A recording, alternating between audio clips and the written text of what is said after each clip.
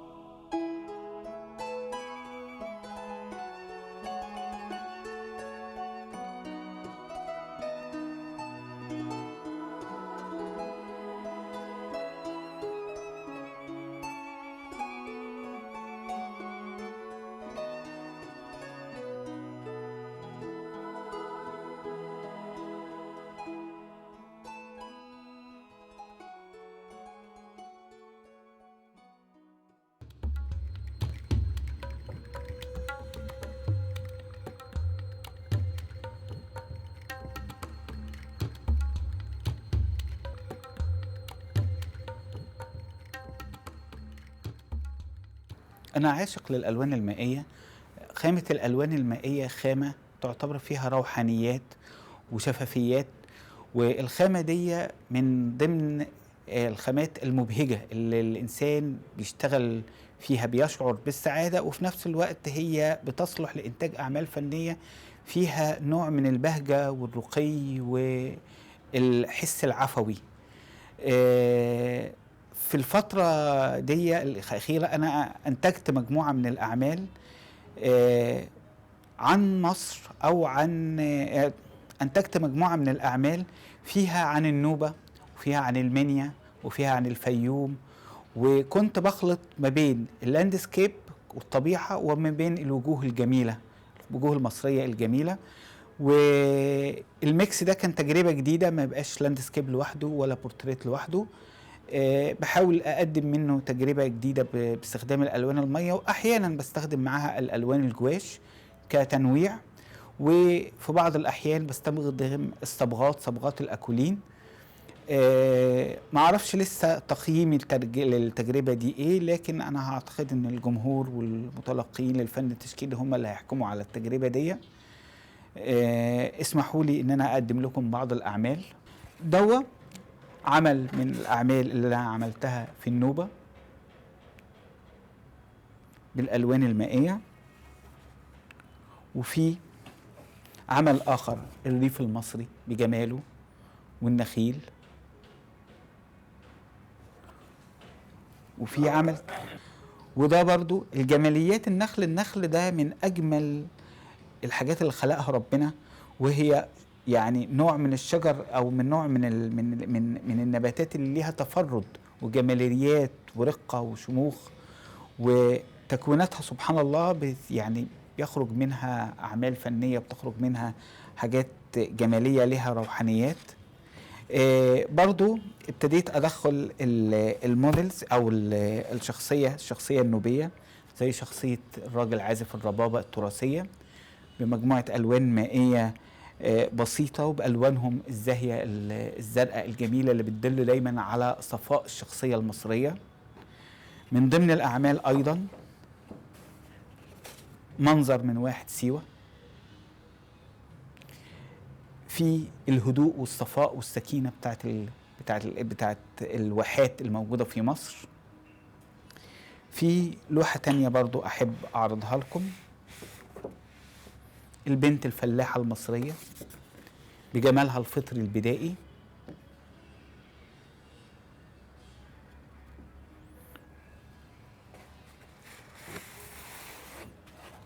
النوبيه او الجنوبيه بجمالها الشامخ والوانها ولون بشرتها، الشمس زودته جمال مع البيئه هناك والنخل والبيئه اللي تعتبر وبيئه النوبه الجميله. في برضو مجموعه من الاعمال التانية دخلت فيها في جو اوروبي شويه، زي اللوحه دي للمودلز دي، ركزت فيها على التكوينات وعلى الالوان وعلى رشاقه الالوان وتداخلها. في برضو لوحه تانية للمودلز، برضو ركزت فيها على فكرة الإضاءة، وإزاي إن الإضاءة بتقدر يعني تعمل تشكيلات وألوان وانعكاسات بتسري العمل الفني.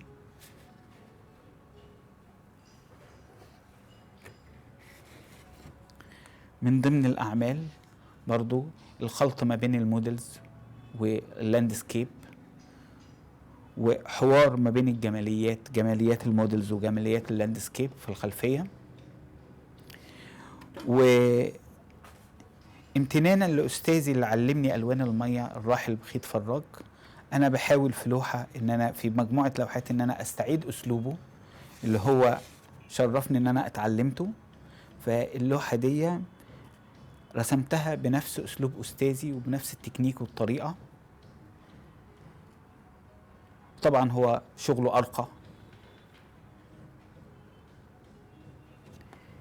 انا كنت بروح اسيوط مخصوصا عشان كان استاذي بخيت فراج كان بيدرس في كليه التربيه ماده تربيه فنيه، لكن هو كان عامل مرسمه في البيت ومرسمه في الكليه، فانا كنت بروح يعني ايه اتعلم منه ازاي بيستخدم الوان الميه. كنت بخرج معاه في اللاندسكيب وبيوريني ازاي يرسم اللاندسكيب في الطبيعه، ويرسم سكتشات وياخد السكتشات واللوحه اللي رسمها في الطبيعه ويرجع مرسمه كمان ينتج من البيئه اللي هو حضرها وعاشها او تشبع بيها ورسم فيها سكتشات مجموعه لوحات تانية. وكان الراجل الله يرحمه عاشق للورود، كان بيزرع الورود جنب مكتبه وبيزرع الورود في كل حته عشان ياخدها ويرسمها. في لوحة تانية أنا عملت اسمها شروق، دخلت فيها ما بين الوجه الجميل أو الموديلز أو البورتريه وما بين اللاندسكيب وقت الصبح باكر، وعشان كده سميتها شروق، وفيها تأثير الشمس سواء على اللاندسكيب أو على الخلفية أو على وجه الموديلز. في لوحة تانية، اللوحة دي فيها بعد زمني ومكاني. بنتي سألتني لما أنا بتفرج على اللوحة، قالت لي يا بابا اللوحة دي فيها حاجة غريبة. قلت لها فعلا، كأنه محطة اسكندرية والمكان التاني على اليمين اللي يبدو كأنه مسرع أو كأنه متحرك أحد محطات الصعيد في الطريق، وبينهم المسافرة اللي بتطوي المسافة دي ماشي. وحاولت أحقق في اللوحة دي فكرة إن أنا أدخل الزمان والمكان في لوحة واحدة، أكتر من زمان وأكتر من مكان في لوحة واحدة. الورد وجمال الورد، وأجمل ما في الورد هو ورد النيل. واللوحة دي كنت بحاول أعمل فوكس فيها على وردة نيل وآخد فيها الجمال الصوفي الموجود في وردة النيل.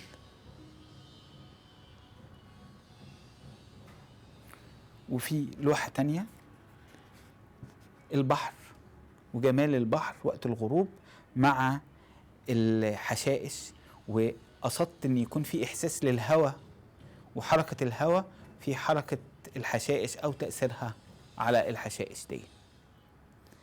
عشان كده بتكلم ان الوان المية فعلا من الالوان السرية والصعبة، لكنها الوان فيها تقنيات يعني عفوية وروحانية بتخلي العمل بيها عمل ذو طابع مبهج وطابع ثري.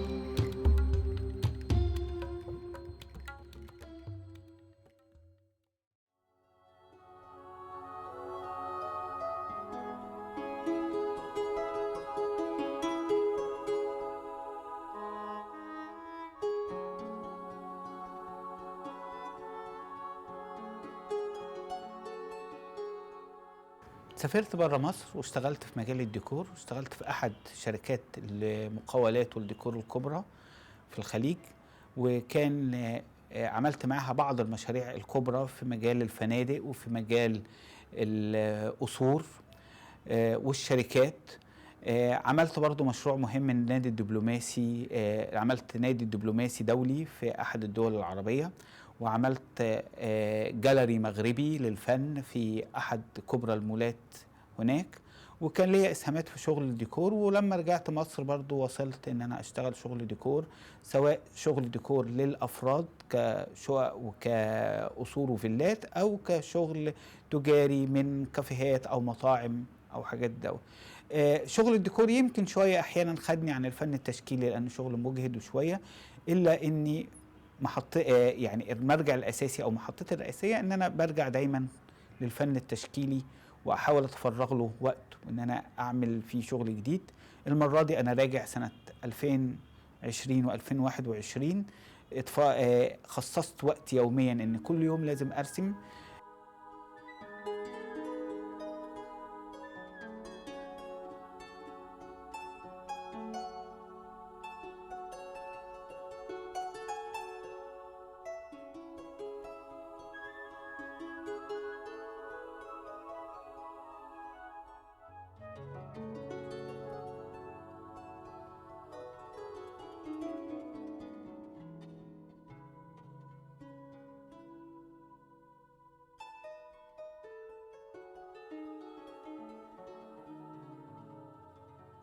طبعا انا كابن مصر اتاثرت بالحضاره المصريه، بالاخص الحضاره الفرعونيه، بجمالها وبشموخها وبرقي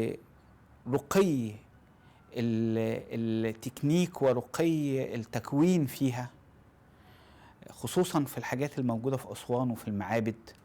الحضاره المصريه اثرت على الواحد في انه عندي يكون الخط قوي واللون قوي، ويحس بتأثير الشمس، يحس بتأثير الجو بتاع مصر اللي فيه نوع من الثراء ونوع من الشموخ. فمجموعة اللوحات اللي اترسمت من أسوان فيها إحساس الشمس القوية، وإحساس اللون القوي، ولون الصخور، ولون الرمل، ولون النيل، ولون الخضرة. كل الحاجات دي أثقلت الواحد. كمان نشأتي في بيئتي إن أنا من أسيوط ومن الصعيد، برضو شفت الخضرة والنيل باستمرار، وعايشت الأجواء الجميلة والأجواء الصافية اللي خلت ثقلتني من الناحية النفسية، وفي نفس الوقت من ناحية التكنيك. مش هتلاقي فنان مصري إلا وليه طابع مميز مختلف عن كل فنان العالم، وهتلاقي دايما في أدائه في قوة ورصانة في الشغل بتاعه. فكل دي سمات يعني الواحد اكتسبها من عمق المكان وعمق الحضارة بتاعته اللي امتدت على مدى قرون من الزمن.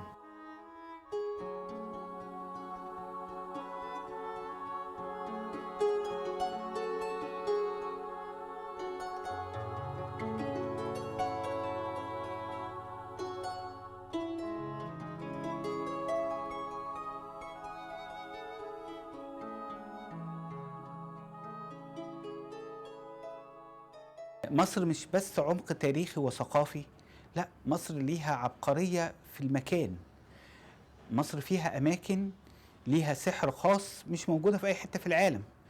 يعني بالنسبة لأي فنان تشكيلي لو حابب مثلا يرسم واتجه للواحات بكل الجمال اللي فيها، من طبيعة بكر، ومن تكوينات من الأطلال، وتكوينات من الصخور، وتكوينات من الرمال، وجو من الشمس، مع بيئة يعني بكر جميلة جدا، بيقدر يطلع منها بمجموعة لوحات خطيرة جدا. وموجود طبعا في الواحات، في مرسم الواحات، وفيها أماكن يعني كل شبر منها تقدر تطلع منه بلوحة.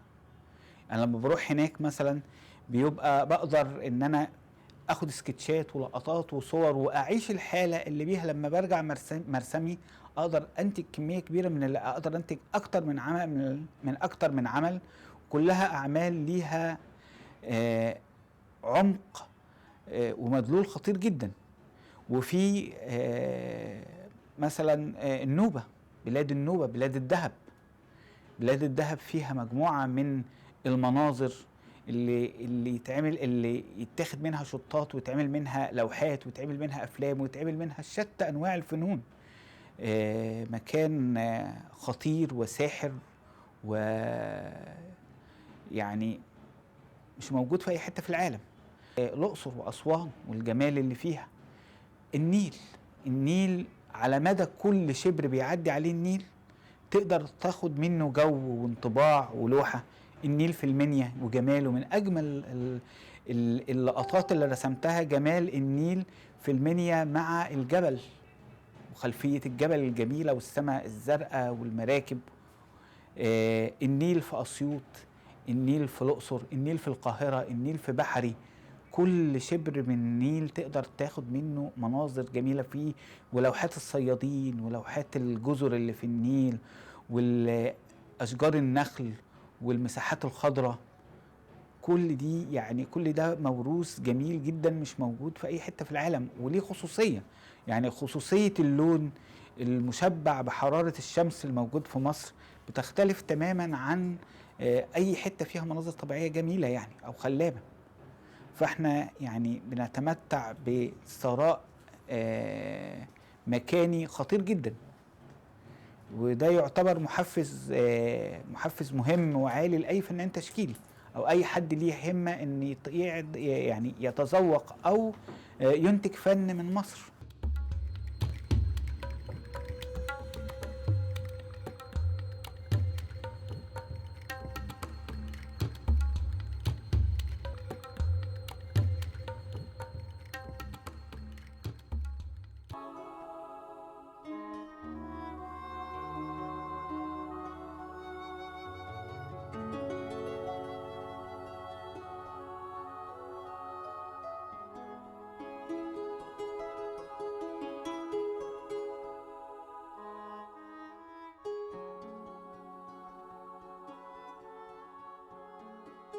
الفن بالنسبة لي هي متعة روحانية أكتر منه عمل احترافي، رغم إن أنا خريج أكاديمي والمفروض إن الشغل بتاعي يكون احترافي، إلا إني أنا بعتبر إن الفن ده حاجة ذاتية قوي، كأنك داخل محراب كده وبتنفرد بنفسك وبتعمل العمل الفني. وهو العمل الفني بالنسبة لي ليه احترام وليه خصوصية وليه قدسية، وبيشعرني بالسعادة. ما بحبش أتكلم على مدارس فنية، كذا مدارس فنية، ده مدرسة كذا، ده تأثيري، ده كذا. لكن أحب إن الإنسان يشتغل ويخرج إبداعه، ويترك مسألة التوصيف والتسميات للنقاد وللجمهور. الألوان بالنسبة لك إيه؟ الألوان بالنسبة لي نوع من الحياة. أنا من نوع عاشق للألوان، بحب حتى في لبسي وفي ستايل حياتي وفي ألواني إن أنا أتعامل مع الألوان الحية والألوان اللي فيها بيور. ما بحبش الألوان الصريحة قوي مباشرة، لكن بحب إن يكون اللون ساخن مش ميت، إن اللون يكون له شخصية، ما يكونش اللون يعني إيه اتخلط وتركب كتير لدرجة إنه يفقد قيمته ويبدأ يبقى في الرماديات. أنا من ما بحبش المنطقة الرمادية خالص. أنا من الناس اللي ألواني دائما حيوية وحية.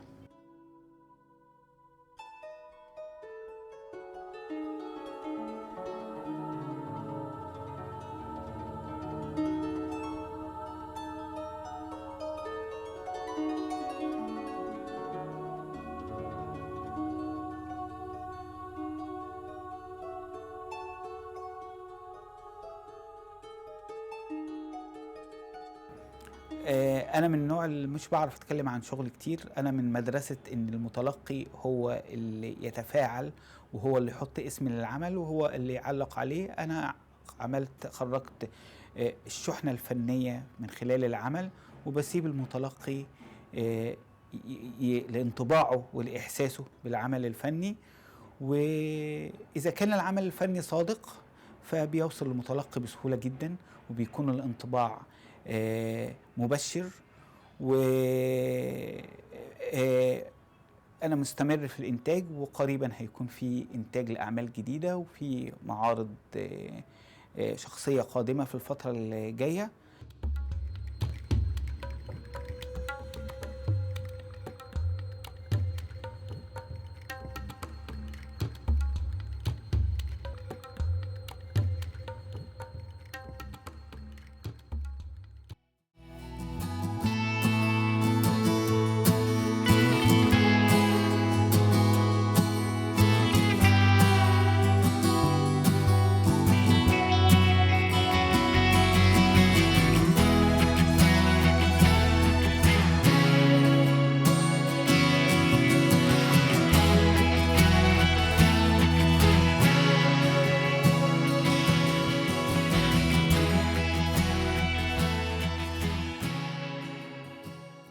أتمنى تكون الحلقة دي أسعدتكم، ما تكونش ضيف ثقيل عليكم.